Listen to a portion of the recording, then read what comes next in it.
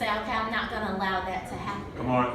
Key point in this chapter, she talks about what you feed will fester. Right. What you starve will die. So the question is, what are you going to allow to fester within your marriage?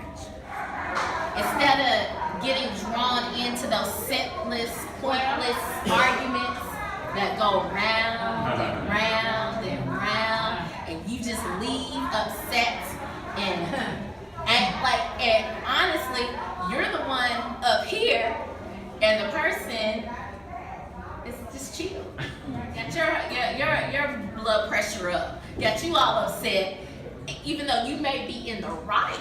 But there's a way to just make your statement and move on. You choose what you're going to allow to fester or what you're going to allow to starve within your marriage.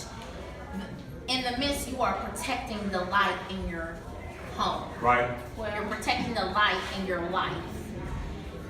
When you're focusing on God and realizing who the true enemy is, and not focusing on, it's not your spouse, it's that enemy that's living within your spouse. If you will do what they're supposed to do, you need to take care of yourself. Come on. You got to take care of yourself. Come on. As we go down to the next paragraph, it says, draw clear boundaries. And it says, think of a boundary as a limit set that protects the sacredness of your marriage, keeping far anything that could hurt the relationship. And as you look at this passage, it says, in the situations of adultery, I urge men and women to set physical boundaries. I refuse to be physically intimate with my husband until he stops sleeping around. Hey. I mean, it's just like so disrespectful to your wife, your kids, to your family to go out and commit adultery and then try to come back and have sex with your wife. It's just so disrespectful. Come on. You know, and like she stated in the passage, I mean, you opening yourself up, you know, for diseases and, you know, any other things. I mean, I've had friends in the past where, you know,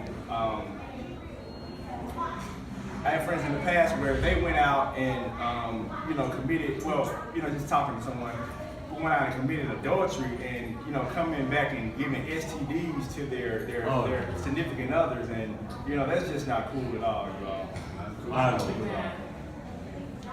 People who don't respect others' boundaries have a basic attitude towards life. I should be able to do what I want. What I want. Yeah, what I want. You have to take the necessary steps to protect yourself and your relationship. On the bottom of page 100, she says, be prepared and don't back down. Come on. What Tracy is referencing is when a spouse is caught into that cycle of sin. And as Doug kind of reiterated a couple of times, he said, unless the cycle of sin has stopped, it's not possible for a marriage to heal. Come on.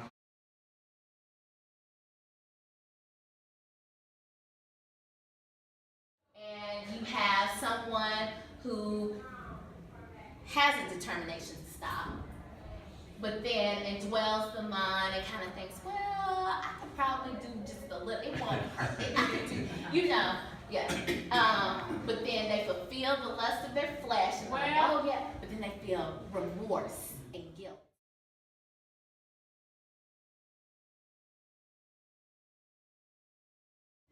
That's like the key thing of the cycle of sin, remorse and guilt. I'm so sorry, I'll never do it again, I'm so sorry. But it's a sin cycle, it's a sin cycle. What Tracy is talking about is you'll know that the cycle of sin has ended by if your spouse has a feeling of repentance. Come on. Repentance is more permanent. You're sorry enough. Right. You're remorseful enough, not just say, I'm sorry, but you're remorseful enough to make a change, to do something different. Right. You're willing to say, okay, this action here is hurting my spouse, or this action here is hurting me. Right. And we have to speak those things as though they were. And also with protecting the life in your home. One of the things that we came up with 3 steps that, you know, as Cana couples we need to do. Number 1 is making sure that we're participating in Cana. Come on. Every time the doors are open, we need to be here for support. Right. We need to be here, you know, even, you know, because all the facilitators, you know, this is a difficult task. So, Right. you know, we have to, you know, be here to support one another. That's right. And better our marriages. Number 2, we have to, especially as men, we have to worship, and our kids need to see us worship. Right, right. We need to worship and pray together. Right. And number 3, we have to continue to read our word and declaring the word over our lives daily. Right.